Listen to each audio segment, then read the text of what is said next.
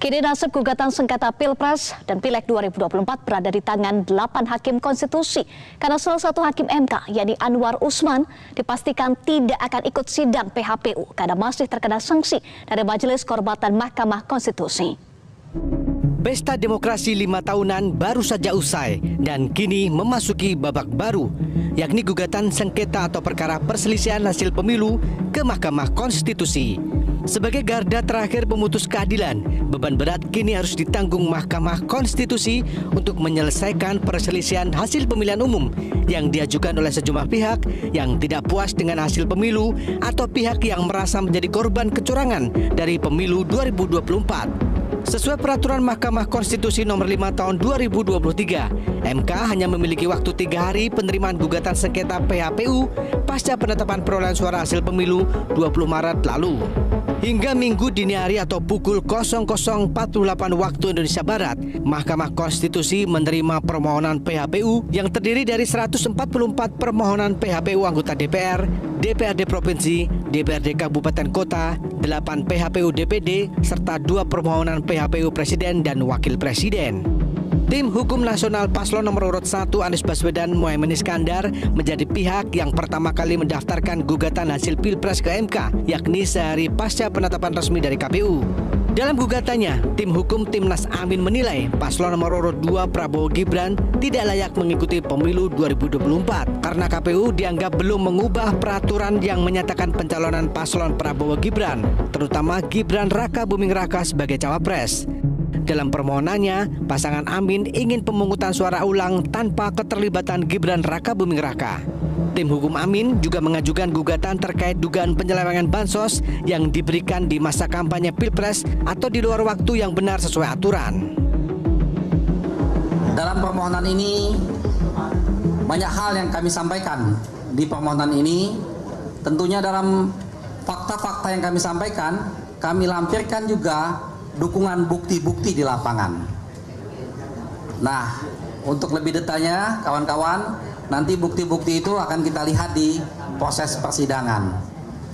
Ini adalah amanah kami, amanah dari rakyat Indonesia.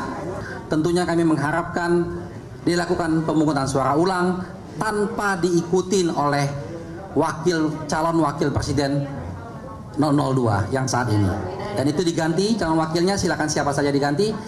Mari kita bertarung dengan jujur, dengan adil, dengan bebas.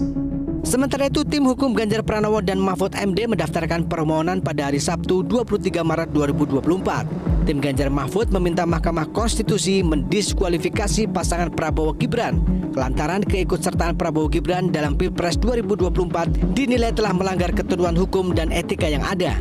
TPN Ganjar Mahfud juga melayangkan gugatan terkait dugaan kecurangan proses Pilpres 2024, terutama penggunaan sistem informasi rekapitulasi atau Sirekap. Nah, saudara-saudara, permohonan kami cukup tebal, itu 151 halaman.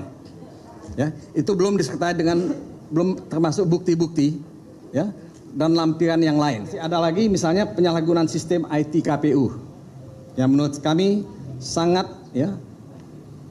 banyak diperbincangkan dan tidak bisa diterima sama sekali.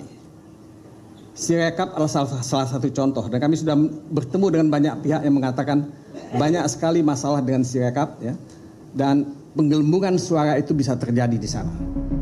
Selain gugatan Pilpres dari dua kubu yakni Paslon 01 dan Paslon 03, Mahkamah Konstitusi juga menerima gugatan PHPU dari beberapa partai seperti Partai Persatuan Pembangunan, Partai Demokrat, Partai Solidaritas Indonesia, Partai Demokrasi Indonesia Perjuangan, Partai Amanat Nasional, Partai Nasdem, Partai Garuda, Perindo, dan yang terakhir dari Partai Hanura.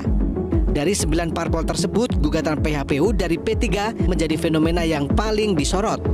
P3 gagal mendapatkan kursi parlemen karena hanya meraih 3,8% suara pada Pileg 2024, di bawah ambang batas parlemen 4%.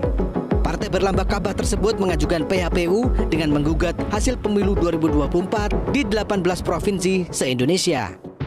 Mengajukan gugatan khususnya terkait dengan suara P3 yang patut diduga hilang di sejumlah daerah pemilihan, sehingga menyebabkan angka kami dalam rekapitulasi KPU hanya menembus angka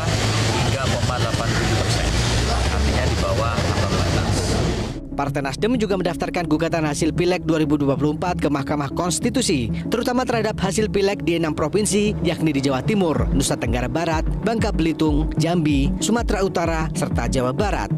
Alasan gugatan bervariasi, diantaranya yakni dugaan adanya penggelembungan suara, money politik, kecurangan yang sudah sistematis, terstruktur, dan masif.